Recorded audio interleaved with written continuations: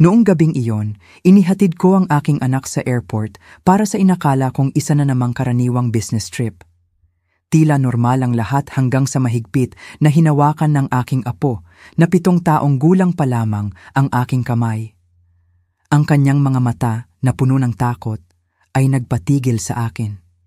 Sa nanginginig na boses, bumulong siya sa akin, "Lola, huwag na po tayong bumalik sa bahay.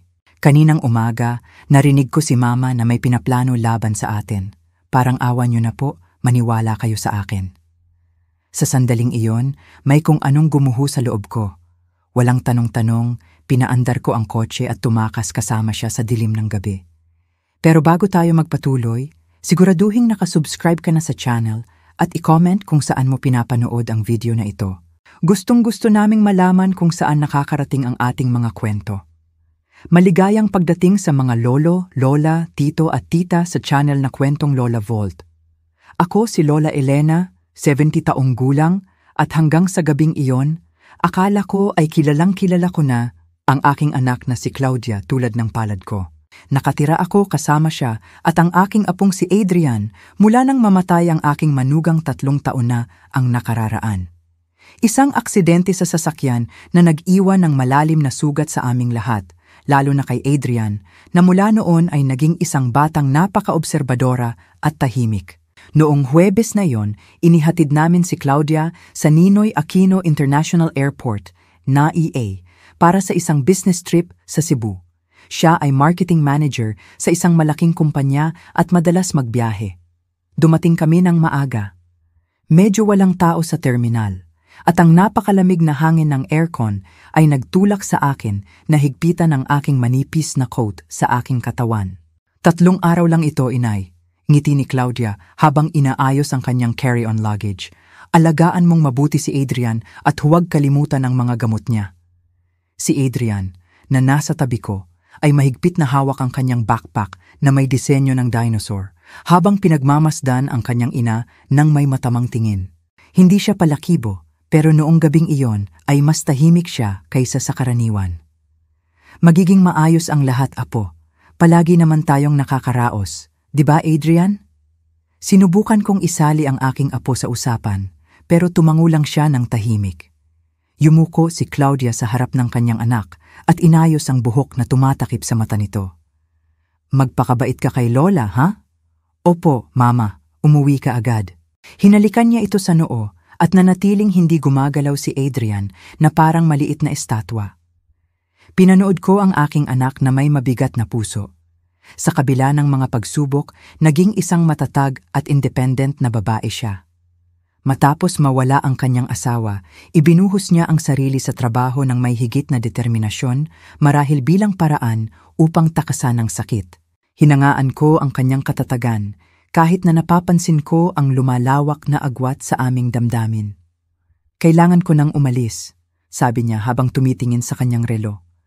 "Magsisimula na ang boarding sa loob ng kalahating oras." Nagyakapan kami saglit.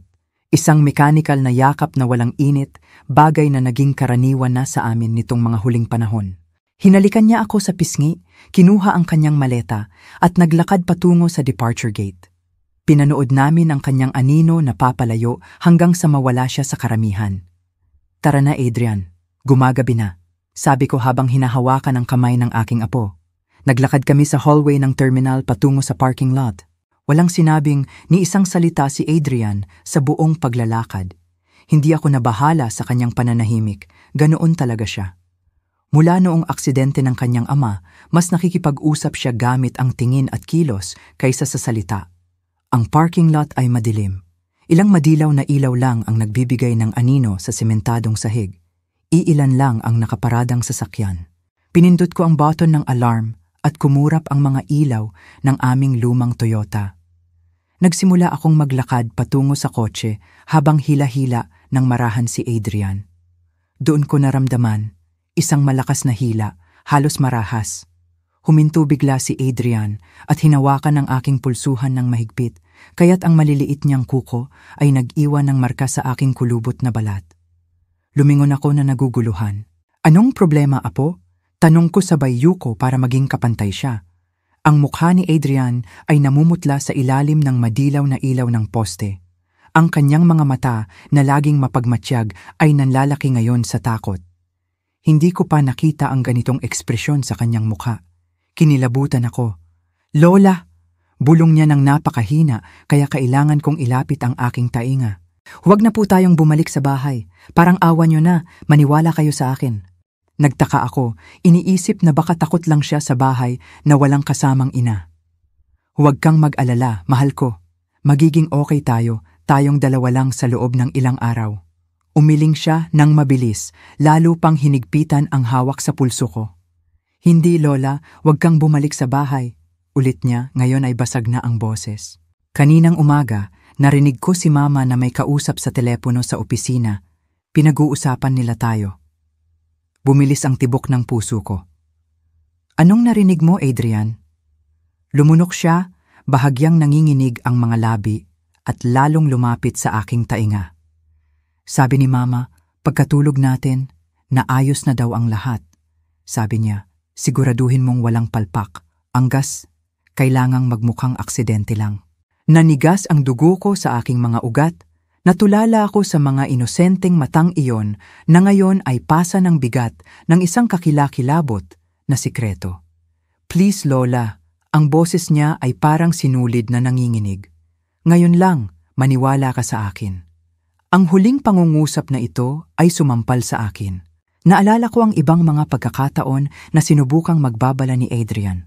Noong sinabi niyang nakita niya ang kanyang ina na nagtatago ng mga dokumento, noong binanggit niyang magdamag na kinakalikot ng ina ang tubo sa kusina. Lagi kong iniisip na gawa-gawa lang iyon ng bata para magpapansin. Nagsimulang manginig ang aking mga kamay. Ayaw kong maniwala. Imposibleng si Claudia, ang sarili kong anak, ay nagpaplanong patayin kami. Pero ang takot sa mga mata ni Adrian ay masyadong totoo. "Sige, Apo," bulong ko habang hinahaplos ang kanyang maputlang mukha. "Naniniwala ako sa'yo, hindi tayo uuwi sa bahay ngayong gabi." Ang ginhawa sa kanyang tingin ay agaran at malalim na pumawi sa anumang pagdududa ko. Alam niya. Sa paanuman, natuklasan ng batang ito na 7 taong gulang ang isang karumal-dumal na plano. Tumayo ako na nanginginig ang mga tuhod. Mabilis na gumana ang isip ko. Kung totoo ang sinabi ni Adrian, hindi kami pwedeng basta pumunta sa hotel o sa bahay ng kaibigan. Maaring matrace ni Claudia ang credit card o tumawag sa mga kakilala namin. Sumakay ako sa kotse kasama si Adrian, tinulungan siyang mag-seatbelt at umupo sa driver's seat. Nanginginig ang mga kamay ko, kaya halos hindi ko maipasok ang susi sa ignition. "Saan tayo pupunta, Lola?" Tanong ni Adrian, ang maliit niyang boses ay bumasag sa tensyonadong katahimikan. Wala akong ideya. Tumingin ako sa rearview mirror, sa nag-aalalang mukha at sinubukang maging matapang. "Pupunta tayo sa ligtas na lugar, Apo. Kailangan ko lang mag-isip sandali." Pinaandar ko ang makina at dahan-dahang lumabas ng parking lot. Kailangan namin ng oras, kailangan namin ng plano, at higit sa lahat, kailangan naming malaman kung bakit gusto kaming patayin ng sarili kong anak. Nagmaneho ako ng halos 1 oras nang walang tiyak na destinasyon, basta makalayo lang sa aming bahay. Nakatulog si Adrian sa likuan, pagod sa emosyon. Paminsan-minsan ko siyang tinitingnan sa salamin, ang payapa niyang mukha ay kabaligtaran ng takot na ipinakita niya kanina. Paanong ang isang musmus na bata ay nakapagdadala ng ganito kabigat na sikreto? Habang nagmamaneho sa mga kalyeng paubos na ang tao, pilit pinag-uugnay ng isip ko ang mga pangyayari. Nagbago si Claudia nitong mga nakaraang buwan. Hindi maikakaila iyon, mas malayo ang loob, mas mainitin ang ulo, laging nakakulong sa opisina at may kausap ng pabulong. Akala ko ay dahil lang sa pagluluksa, stress sa trabaho, at bigat ng pagiging single mother. Pero ngayon, habang inaalala ang bawat detalye, bawat kakaibang tingin, bawat naputol na usapan pagpasok ko ng kwarto, isang nakakatakot na pattern ang nabubuo. Itinigil ko ang kotse sa isang biyu-on-piton oras na gasolinahan sa gilid ng lungsod. Kailangan namin ng plano at kailangan kong mag-isip ng malinaw. Bumili ako ng matabang na kape sa convenience store at bumalik sa kotse habang pinagmamasdan si Adrian na tulog pa rin. Doon nag-vibrate ang cellphone ko sa bulsa ng aking coat. Ang pangalan ni Claudia ang umilaw sa screen. Kumabog ang dibdib ko. Dapat ay nakaalis na ang flight niya kanina pa. Bakit siya tumatawag? Nanginginig ang kamay na sinagot ko ito. Hello anak? Ang boses ni Claudia ay kakaibang kalmado. Nasaan kayo? Dapat kanina pa kayo nakauwi. Nanindig ang balahibo ko. Paano niya nalamang wala kami sa bahay? Naisipan naming huminto para mag-dinner. Pagsisinungaling ko, pilit na pinatatatag ang boses. Nagutom kasi si Adrian. Katahimikan sa kabilang linya. Tapos, ganun ba? Saan kayo kumakain? Doon sa restaurant malapit sa mall. Malabo kong sagot. Hindi ba dapat nasa eroplano ka na? May problema sa flight, mabilis niyang sabi. Na-reschedule para bukas ng umaga. Pauwi na ako ngayon. Nanigas ako. Walang saysay iyon. Meticulous si Claudia sa mga flight schedule. Hindi niya hahayaang mangyari ang ganoong aberya. Ay, sayang naman, sagot ko, pilit na nagpapakanatural. So magkikita tayo sa bahay mamaya? Oo naman, sabi niya. Biglang tumamis ang boses. Huwag kayong magmadali, enjoyin niyo ang dinner. Gusto ko lang siguraduhin na okay kayo. Binaba ko ang telepono at tinitigan ito. Isang patibong. Tinitingnan niya kung may natuklasan kami. Baka may CCTV sa bahay. Baka napansin niyang narinig siya ni Adrian kanina. Gumagalaw si Adrian sa likuan. Dahan-dahang iminulat ang mga mata. Si Mama ba yon? Tanong niya nang may talas ng pakiramdam na ikinatakot ko. Tumango ako, hindi kayang itago ang katotohanan sa mga matang iyon. Sabi niya cancel daw ang flight. Pauwi na siya. Nanlaki ang mga mata ni Adrian sa takot. Alam niya Lola. Alam niyang nalaman natin. Huminga ako ng malalim, pilit na kinokontrol ang panginginig ng kamay ko. Adrian, kailangan mong sabihin sa akin lahat ng narinig mo kaninang umaga. Lahat, bawat detalye. Umupo siya ng tuwid, inayos ang gusot na t-shirt. Mukha siyang mas matanda sa 7 taon nang magsimulang magsalita. Maagang nagising si Mama. Narinig ko siya sa hallway, akala ko naghahanda ng almusal, pero pumasok siya sa opisina at isinara ang pinto. Nag-alinlangan siya at yumuko. Alam kong bawal, pero lumapit ako at nakinig sa pinto. Okay lang yan, Apo. Ituloy mo. Mahina ang boses niya, pero narinig ko. Sabi niya, sila lang ang nandoon. Sapat na ang 3 araw para magmukhang aksidente. Yung gas leak habang tulog sila, walang maghihinala. Huminto si Adrian, huminga ng malalim. Tapos may sinabi siya tungkol sa mga papel at pera ng insurance. Sabi niya, pag wala na sila sa landas ko, makukuha ko na ang lahat. Kinilabutan ang buong katawan ko, insurance, papel. Biglang nagkaroon ng saysay ang lahat. 6 na buwan na ang nakararaan, ang yumaong asawa kong si Roberto, Lolo Berting, ay nag-iwan ng dokumento ng isang malaking insurance policy. Alam ni Claudia na ako ang pangunahing benepisyaryo, na may mga kondisyon na ang malaking bahagi ay mapupunta kay Adrian na makukuha lang niya pagtungtong ng 21 anyos. Si Claudia ang administrator ng pondo pero hindi niya magagalaw ang pera hanggat buhay ako. Nandyan din ang bahay na pag-aari namin ni Roberto at napunta sa akin pagkawala niya.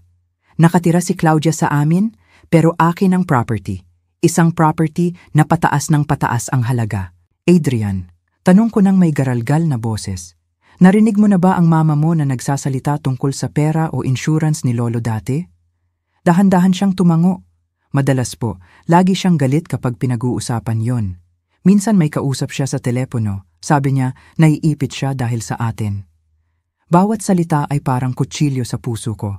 Ang sarili kong anak, nagpaplanong patayin kami dahil sa pera. Napaka-imposible, napakahalimaw na ayaw tanggapin ng isip ko. Pero nasa harap ko na ang mga ebidensya. Ang pagbabago ng ugali niya, ang biglaang interes sa pera, ang laging pagtatanong sa aking testamento, ang mga business trip na biglang sumusulpot, at ngayon itong peking biyahe na cancelled. Gusto niya kaming mahuli nang hindi handa. Gusto niyang siguraduhing natutulog kami sa bahay kapag nangyari ang aksidente. Anong gagawin natin, Lola? Tanong ni Adrian. Ang maliit na boses niya ay nagbalik sa akin sa realidad. Tiningnan ko ang batang ito na nakaramdam ng panganib bago ako. na nagligtas sa buhay namin gamit ang kanyang tapang. Una, lalayo tayo, sagot ko habang muling pinapaandar ang kotse. Tapos kukuha tayo ng ebidensya. Ebidensya? Tanong ni Adrian na nalilito. Oo, apo.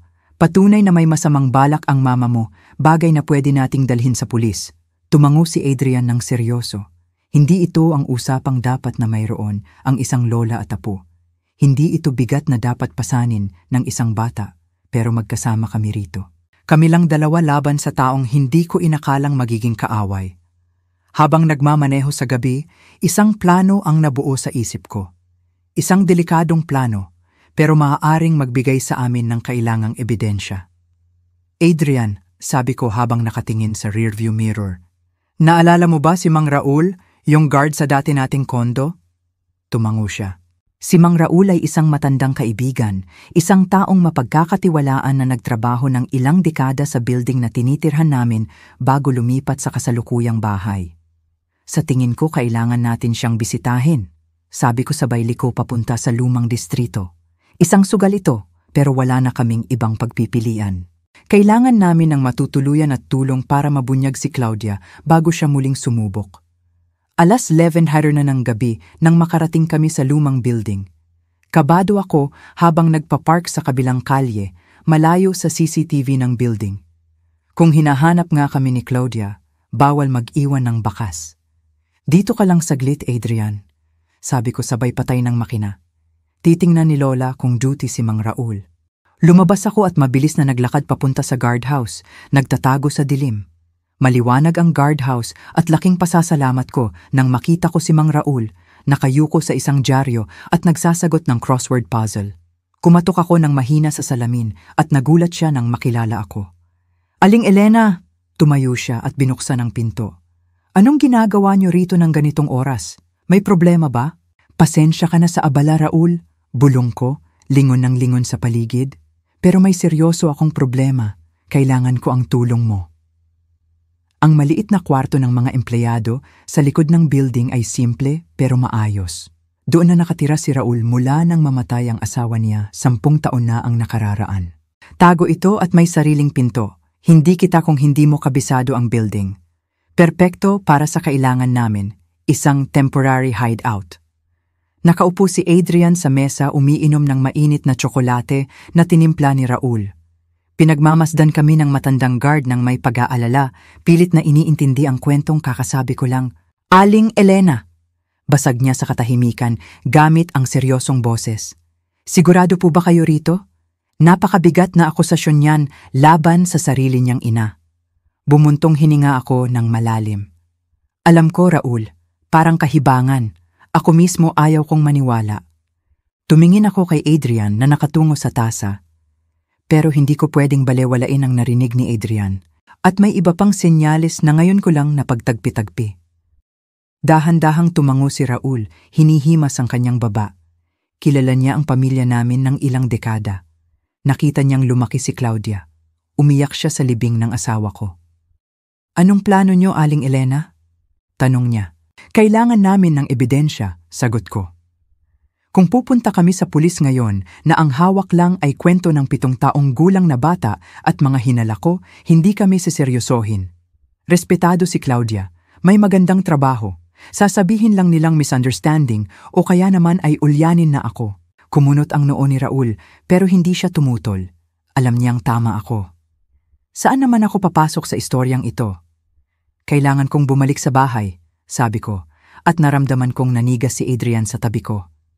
Hindi para manatili, kundi para maghanap ng ebidensya. Kailangan kong malaman kung ano ang eksaktong plano ni Claudia at kailangan kong ligtas si Adrian habang ginagawa ko yon. Hindi, Lola! Sigaw ni Adrian sabay bagsak ng tasa sa mesa. Delikado! Baka bumalik si Mama! Hinawakan ko ang maliliit niyang kamay. Alam ko, Apo, pero mag-iingat ako. Sisilipin ko lang ang opisina niya kung may makikita akong clue. Pasok at labas lang ako bago niya malaman. Umiling si Adrian, nangingilid ang luha.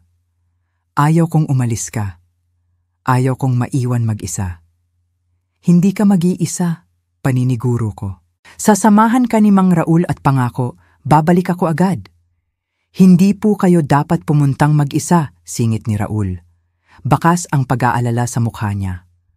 Kung totoo ang sinasabi niyo, masyadong mapanganib.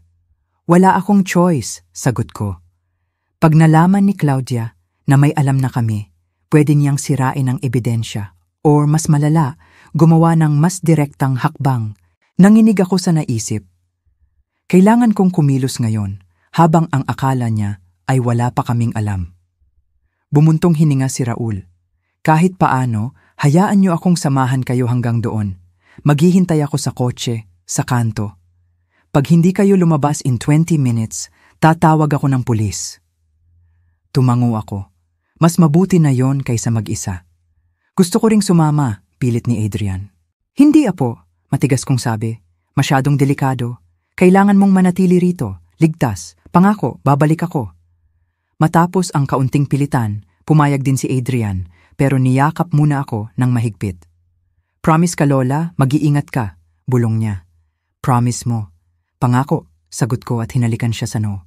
Pinahiram kami ni Raul ng lumang cellphone, yung prepaid na walang rehistro, para makapag-usap kami nang hindi natitrace ni Claudia ang phone ko. Nagkasundo kami sa codes. Isang ring at baba, okay ako. 2 ring, may problema. Matapos siguraduhin na komportable si Adrian sa maliit na sofa bed na may mahigpit na bilin na ilock ang pinto at huwag magbubukas kahit kanino maliban sa amin, umalis kami ni Raul na may mabigat na dibdib. 1:20 ng madaling araw nang huminto kami isang kanto ang layo sa bahay namin. Walang tao sa kalye, tanging mga poste ng ilaw ang nagbibigay liwanag. Masama ang kutob ko rito, Aling Elena, bulong ni Raul habang pinapatay ang makina. Sigurado ba kayo? Lumunok ako, tinitingnan ang madilim na anino ng bahay namin sa dulo ng kalye. Nakapatay ang mga ilaw. Wala ang kotse ni Claudia sa driveway. Wala akong choice, ulit ko. 20 minutes gaya ng usapan. Pag hindi ako bumalik o tumawag, tawagan mo ang pulis. Tumango si Raul ng seryoso. Mag-ingat kayo. Lumabas ako ng kotse at mabilis na naglakad sa bangketa. Nagtatago sa dilim. Ang lakas ng kabog ng dibdib ko. Tahimik ang bahay nang gamitin ko ang susi sa likurang pinto. Dahan-dahan ko itong isinara at tumayo sa madilim na kusina, nakikinig. Wala akong naririnig kundi ang ugong ng ref at ang malayong tiktak ng orasan. Kinuha ko ang maliit na flashlight at inilawan ang daan papunta sa hallway. Kailangan kong makarating sa opisina ni Claudia sa 2nd floor ng walang ingay. Bawat langit-ngit ng sahig ay parang kulog sa katahimikan. Pagdating sa paanan ng hagdan, nanigas ako. May kakaibang amoy. Matamis na parang kemikal. Inamoy ko ulit. Gas. Hindi lang basta amoy, matapang ito. Parang walang katapusan ang pag-akyat sa hagdan. Sa hallway ng 2nd floor, huminto ako sa tapat ng pinto ng opisina ni Claudia. Nakalock, gaya ng inaasahan. Inilabas ko ang hairpin. Natuto akong magbukas ng simpleng lock noong teenager pa si Claudia at nagkukulong sa kwarto. Matapos ang ilang minutong tensyonado, narinig ko ang click. Itinulak ko ang pinto ng dahan-dahan.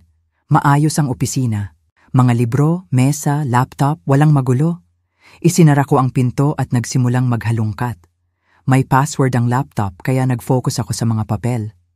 Sa ikatlong drawer, may nakita akong pulang folder na nakatago sa ilalim ng mga dokumento ng kumpanya. Sa loob, may mga bank statement na hindi ko alam, mga account sa pangalan na hindi ko kilala, malalaking transfer sa isang M. Salas, at ang nakakabahala, kopya ng aking insurance policy na may sulat sa gilid tungkol sa halaga at payout clauses. Bumilis ang tibok ng puso ko. Totoo. Totoo lahat ng narinig ni Adrian. Isang ingay sa ibaba ang pumutol sa iniisip ko. Tunog ng bumubukas na pinto sa harap. Nanigas ako. Bumalik na si Claudia. Mabilis kong kinuha ang phone at tinawagan si Raul. 2 ring. Sabay baba. Signal ng panganib. Agad kong kinuhanan ng litrato ang mga dokumento. Wala nang oras para basahin lahat. Ibinalik ko ang folder at nagtago sa likod ng pinto ng opisina sabay patay ng flashlight. Naririnig ko na ang mga yapak sa hagdan, mabagal at sadya. Hindi ito ang nagmamadaling lakad ni Claudia. Kabadong-kabado ako, cornered na ako. Kung lalabas ako, makikita ako, Kung mananatili ako, makikita ako pag pumasok sila. Tumigil ang mga yapak sa hallway. May anino sa ilalim ng pinto. May nakatayo doon, nakikinig. Pinigil ko ang hininga ko. Dahan-dahang umikot ang seradura. Bumukas ang pinto ng kaunti. Nanatili akong nakadikit sa pader sa likod ng pinto. Isang anino ang pumasok. Hindi si Claudia. Mas matangkad at malaki ang katawan. Isang lalaki. Tapos narinig ko ang boses ni Claudia mula sa ibaba. Marcos, clear ba dyan sa taas? Tumigil ang puso ko. Marcos, ang pangalan sa bank statement. M. Salas. Chinecheck lang, sagot ng lalaki sa malalim na boses. Ilang hakbang lang mula sa akin. Walang tao sa bahay, walang senyales nila. Sabi ko sa'yo may mali eh. Naiinis ang boses ni Claudia. Papalapit na. Dapat nandito sila. Ang plano ay bukas ng gabi, pagbalik ko galing trip, nasira na ang schedule. Paakyat na si Claudia. Naiipit ako sa 2 taong nagpaplanong pumatay sa akin. Ang tanging labasan ay ang bintana na may makitid na ledge papuntang hardin. Delikado, lalo na sa isang 70 anyos. Sabi ko naman sa'yo, delikadong isali ang bata, sabi ng lalaki habang lumalabas ng pinto papuntang hallway. Impredesible ang mga bata, baka may narinig. Imposible, sagot ni Claudia na nasa hallway na. Laging tulog si Adrian hanggang 7:00 at laging sarado ang pinto ko. Saka sino bang maniniwala sa batang 7 anyos? Isang kalabog mula sa ibaba, sunod ang isang impit na mura. Ano yon? Takang tanong ni Claudia. Ewan ko, sagot ni Marcos. Titingnan ko, ihanda mo na ang kwarto niya. Mabilis na bumaba ang lalaki. Nanatili si Claudia sa hallway bago naglakad papunta sa kwarto ko. Gumagana ang isip ko. Ihanda ang kwarto ko? Anong ginagawa nila? At ano yung ingay sa baba? Baka pumasok si Raul, ang matandang kaibigan ko, napahamak ng dahil sa akin. Lumabas ako mula sa likod ng pinto. Walang tao sa hallway. Mabilis akong lumapit sa bintana. Kailangan kong makalabas at tumawag ng pulis. Binuksan ko ang bintana ng dahan-dahan. Napakakitid ng ledge, mga 30 cm lang. Sa ibaba, halos 6 na metro ang bagsak sa damuhan. Pero takot ang nagtulak sa akin. Inilabas ko ang isang paa. Kailangan ng tapang para ilabas ang isa pa at magbalanse. Masakit ang mga kasukasuan ko dahil sa rayuma, pero ang adrenaline ang nagpakilos sa akin. Biglang may mga boses sa baba, kalabog at daing. Nanikip ang dibdib ko nang makilala ko ang boses ni Raul. Nahuli siya. Sino pang kasama mo, tanda? Sigaw ni Marcos. Paano mo na lamang papasok kami rito? Hindi ko narinig ang sagot ni Raul. Pero ang tunog ng pagbagsak ay nagpanginig sa akin. Pumikit ako saglit, humihingi ng tawad sa kaibigan ko. Hindi ko siya matutulungan ngayon. Kailangan kong makatakas para humingi ng tulong. Gumapang ako sa ledge, pulgada-pulgada, hanggang maabot ko ang trellis na may mga baging. Claudia, may nahuli ako, sigaw ni Marcos. Isang matandang sumusubok pumasok sa likod. Ano? Sino siya? Boses ni Claudia mula sa kwarto ko. Ayaw magsalita, pero mukhang kilala ang nanay mo. Baka malapit lang siya. Nanigas ako. Alam nilang nandito ako. Wala nang oras para magdahan-dahan. Inabot ko ang trellis at bumaba, hindi ininda ang mga gasgas. Halos mahulog ako sa huling ilang metro at bumagsak sa damuhan. Kumirot ang balakang ko. Tumayo ako ng paika-ika at tumakbo sa hardin papunta sa pader ng kapitbahay.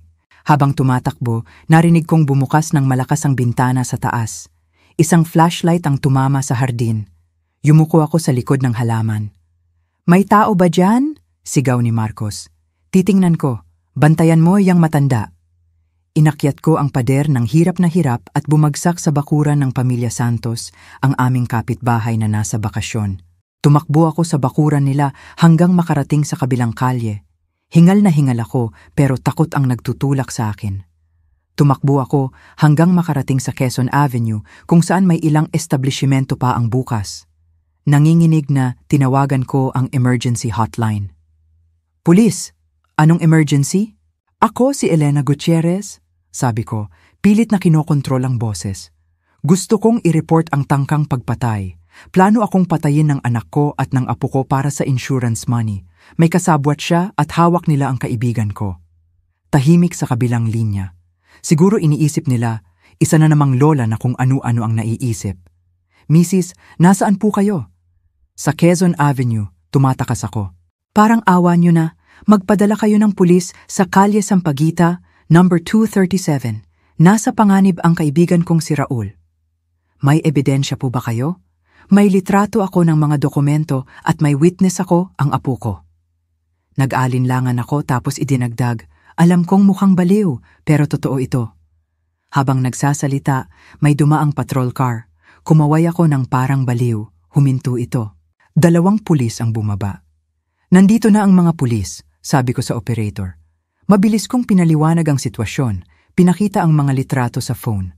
Binanggit ko si Adrian na nasa apartment ni Raul at ang sitwasyon ni Raul sa bahay. Nakumbinsi ko sila. Tumawag ng backup ang isa habang pinasakay ako sa patrol car. Sumigaw si Claudia sa sakit. Pumutok ang baril pero sa ere tumama. Sinugod siya ng mga pulis. Tumakbo ako kay Adrian at niyakap siya ng mahigpit. Lola, dumating ka! Lagi akong darating, apo. Habang dinadala ng pulis si Claudia, nagkatinginan kami. Wala nang galit sa mata niya, puro lungkot na lang. Kinausap ko si Claudia bago siya tuluyang isakay. Inamin niyang dahil sa utang kaya niya nagawa yon. At si Marcos ang nagtulak na isama si Adrian. Magiging mabuting ina ka sa kanya, sabi niya ng mahina. Mas mabuti kaysa sa akin. Umalis ang patrol car. Naiwan kami ni Adrian. Sa mga sumunod na linggo, hinarap namin ang kaso. Nakulong si Claudia. Lumipat kami ni Adrian ng bahay. Isang gabi, tinanong niya ako, Lola, bakit gusto kaming saktan ni Mama? Hindi ba niya kami mahal? May sakit ang mama mo, apo. Sa pag-iisip, mahal niya tayo sa paraang alam niya. Pero dahil sa sakit, nakagawa siya ng masama. Gagaling pa ba siya? Hindi ko alam, apo. Pero ang mahalaga, ligtas ka na. Mahal kita, Lola. Salamat sa paniniwala sa akin. Lagi akong maniniwala sa'yo. Ako ay 70 anyos na nang matuto akong makinig talaga. Dahil sa tapang ng isang 7 taong gulang na bata, may pagkakataon pa kaming magsimula muli. Hindi man madali, pero magkasama kami. Kung nagustuhan niyo ang kwentong ito, mag-subscribe at sabihin sa comments kung anong parte ang pinakagulat kayo. At huwag kalimutang mag-member para sa exclusive videos. Hihintayin ko kayo doon. Ililigtas muna natin ang kaibigan nyo, sabi ng mas matandang pulis. Tapos pupuntahan natin ang apo nyo. Nag-alala ako na baka maisip ni Claudia kung nasaan si Adrian. Mabilis kaming bumalik sa bahay. Pinalibutan ng mga pulis ang lugar. Ilang sandali pa, narinig ko ang sigawan, basag na salamin, at kalabog. Pagkatapos, katahimikan. Inilabas si Raul na may sugat sa noo, pero buhay. Sumunod na inilabas si Marcos na nakaposas, pero wala si Claudia. Clear na ang bahay, misis, pero wala ang anak nyo, sabi ng pulis. Mukhang tumakas sa likod. Kinilabutan ako. Adrian, bulong ko.